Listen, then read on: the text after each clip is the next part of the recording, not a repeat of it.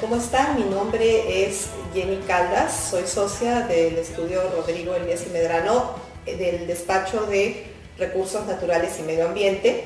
El día de hoy el tema respecto al que voy a conversar es sobre la regulación ambiental para la industria manufacturera y para el comercio interno.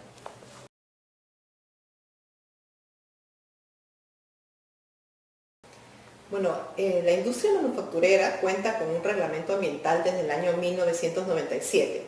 Mediante el Decreto Supremo 019-97-ITINSI, que en ese momento era el Ministerio de Industria, se reguló por primera vez las actividades de la industria manufacturera desde un punto de vista ambiental.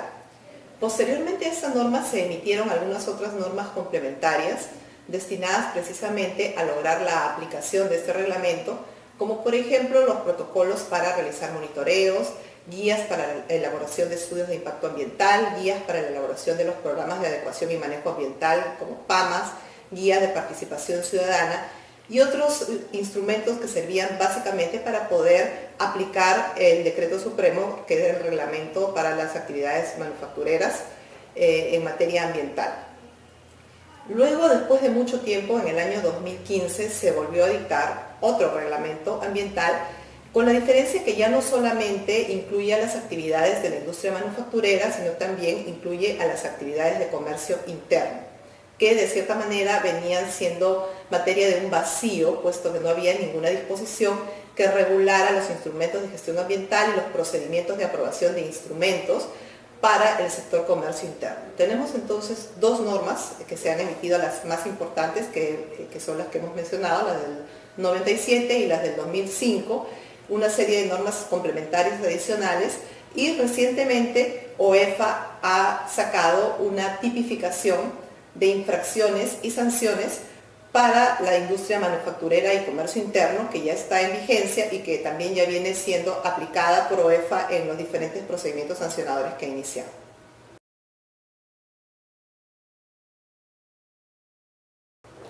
Bueno, en el año 1997, cuando se emitió el Decreto Supremo 019, se estableció la existencia del EIA, que es el Estudio de Impacto Ambiental, y la DIA, Declaración de Impacto Ambiental, básicamente para dos supuestos: para el inicio de nuevas actividades a partir del año 97 y también para la modificación o ampliación de actividades.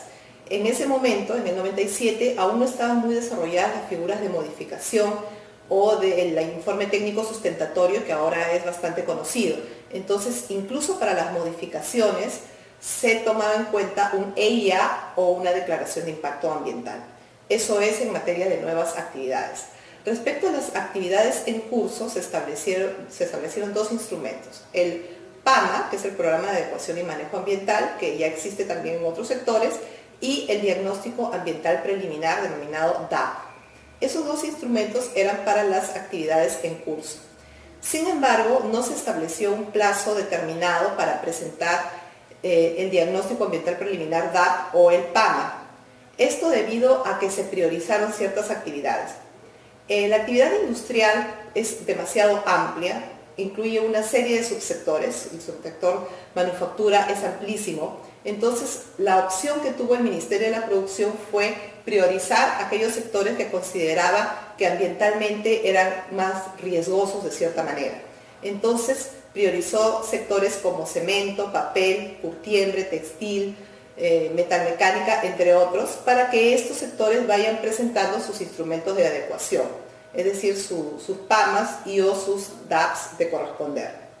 De esa manera podemos encontrar a la fecha algunas actividades en materia de producción ya iniciadas que no cuentan con un instrumento de adecuación, por cuanto pertenecen a industrias que no estaban en la lista de las industrias priorizadas.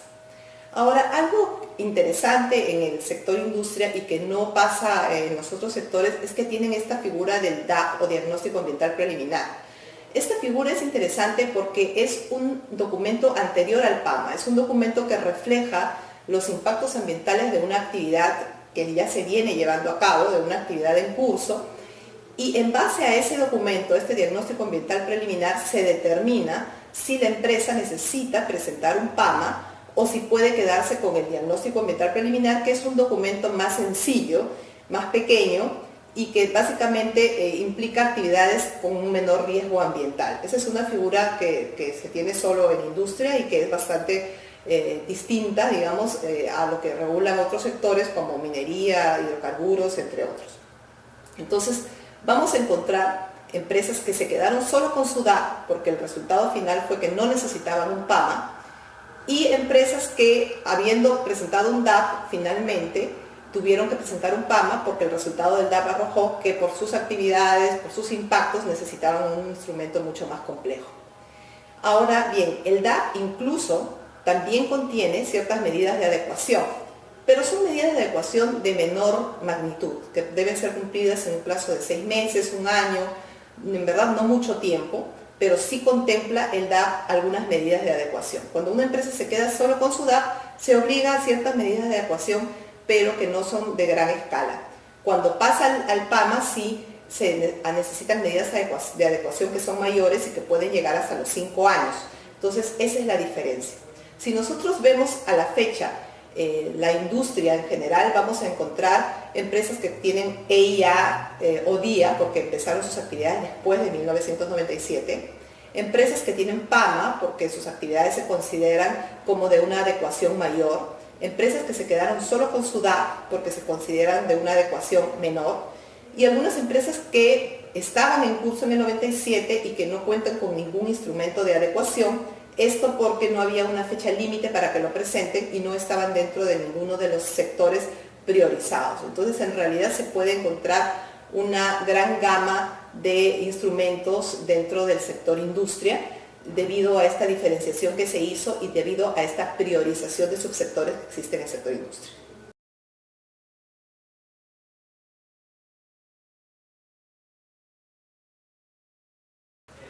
Bueno, después que se dio el reglamento en el año 1997, no ha sido sino hasta el 2015 que se dio el Decreto Supremo 017-2015 Produce.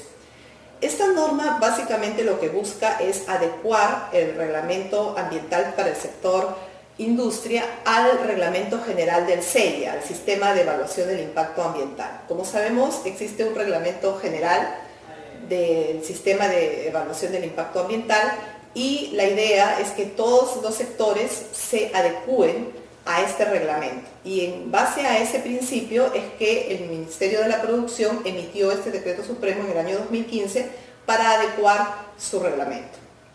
La novedad que nos trajo esta norma es que no solamente incluyó a la industria manufacturera como la norma predecesora, sino que también incluyó al comercio interno, que era una actividad que no venía siendo evaluada desde el punto de vista ambiental.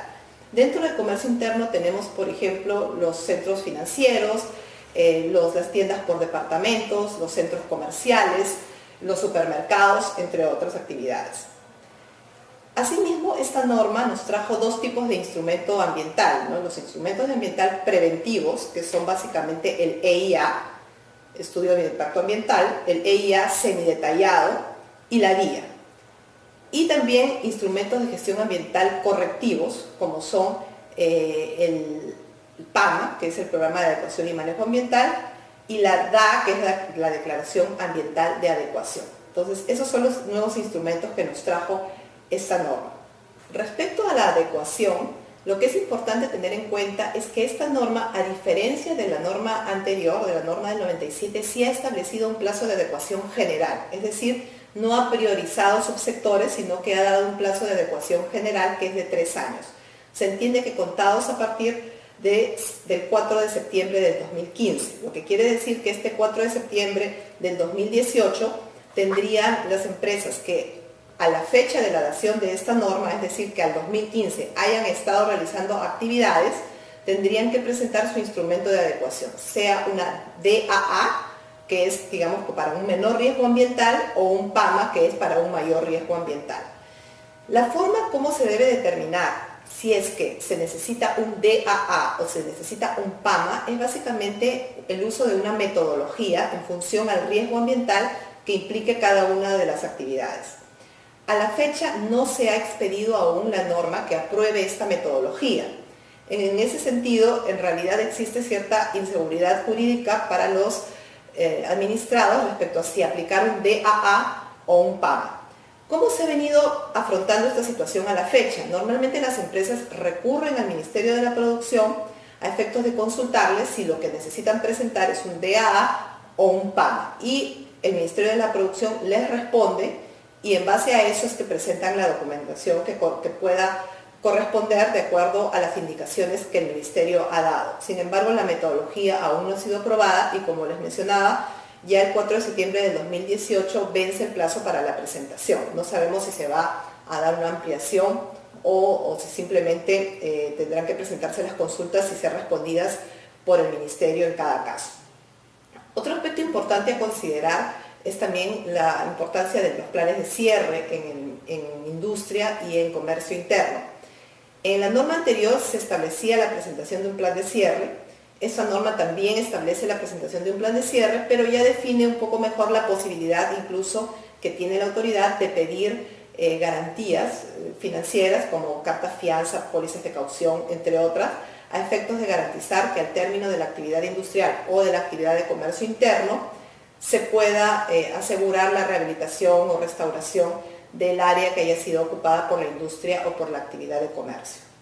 En este sentido, esta nueva norma trae una serie de nuevas obligaciones que también van de la mano con que el sector industria ha pasado ya también a OEFA para efectos de supervisión y fiscalización.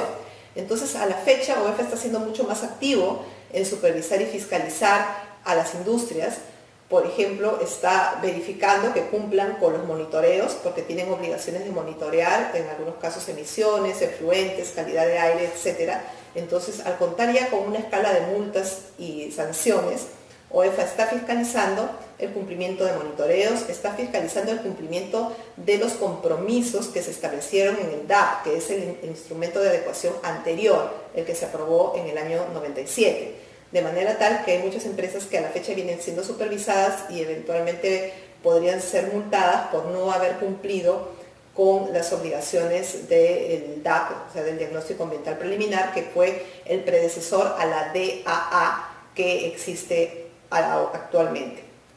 Cabe indicar también que la norma actual establece que el Diagnóstico Ambiental Preliminar, la DAP, puede ser actualizado en lo que se refiere a su plan de manejo ambiental. Es decir, se puede variar algún tipo de compromiso que se puede haber asumido en ese instrumento, y de hecho es importante que aquellas empresas que en su momento presentaron un diagnóstico ambiental preliminar con ciertas obligaciones de adecuación y que pasado el tiempo hayan determinado que hay algunas que no pueden darse o que no son eficientes o que quieren modificarlas, que hagan la modificación, que lo conversen con el Ministerio a efectos de evitar generarse contingencias ante OEFA, que es el órgano de supervisión.